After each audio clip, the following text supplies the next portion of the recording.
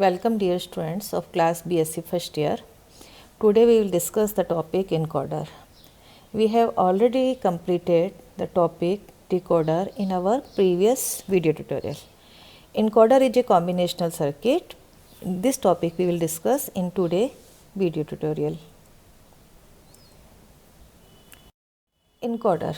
A encoder is a combinational logic circuit that has 2 raised to power n input lines maximum. यदि n output हैं तो 2 raised to power n input lines होंगी and n output lines, and it encode the information from 2 raised to power n input to n bit code.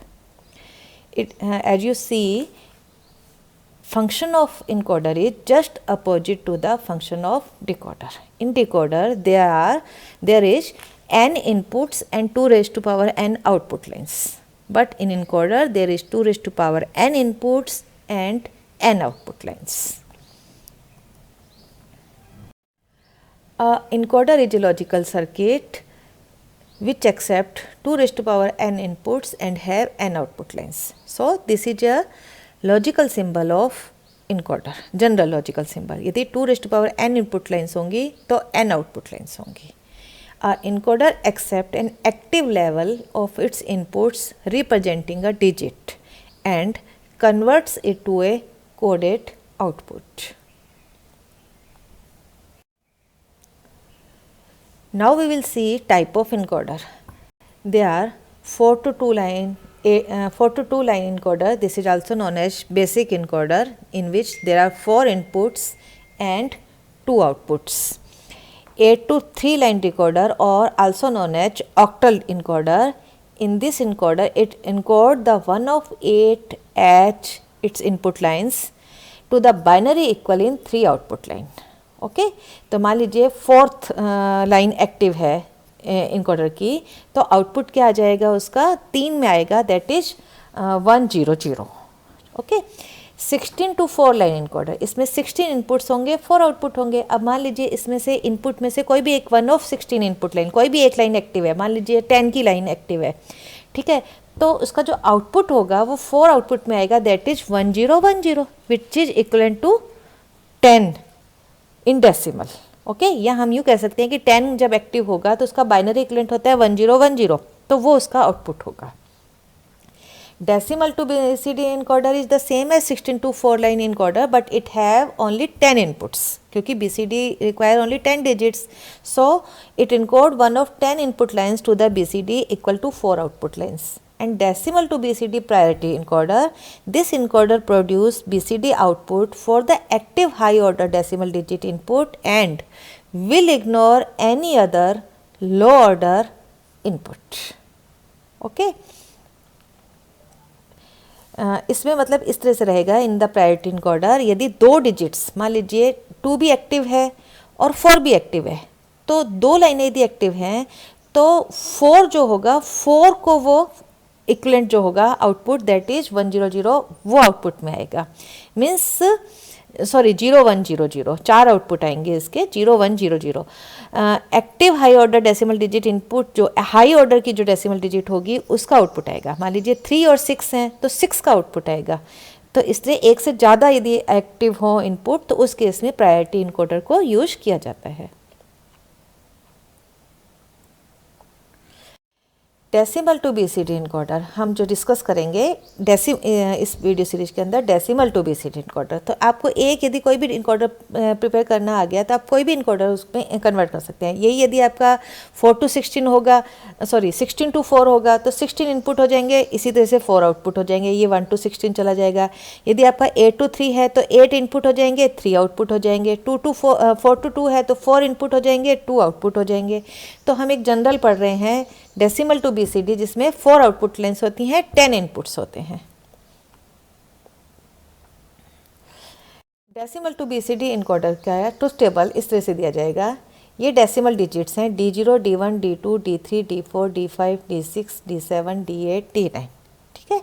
तो input इसी के according 0 1 2 3 4 5 6 7 8 9 कोई भी digit होगी 0 to 9, ठीक है।